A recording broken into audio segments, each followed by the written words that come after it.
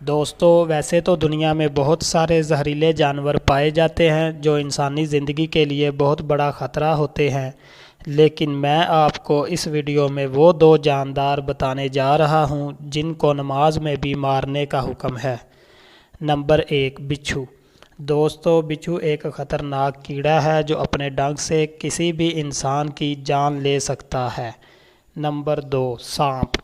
دوستو سانپ کی دنیا میں سینکڑوں اقسام پائی جاتی ہیں، جن میں کچھ سانپ تو بہت زیادہ زہریلے ہوتے ہیں۔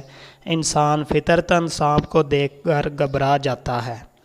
حضرت محمد صلی اللہ علیہ وآلہ وسلم نے فرمایا کہ سانپ اور بچھو کو تم نماز پڑھتے ہوئے بھی مار دو۔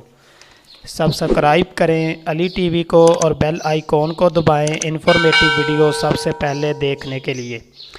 آج کے لیے اتنا ہی دوستو، امید ہے آپ کو ویڈیو پسند آئی ہوگی۔ نیکسٹ ویڈیو تک کے لیے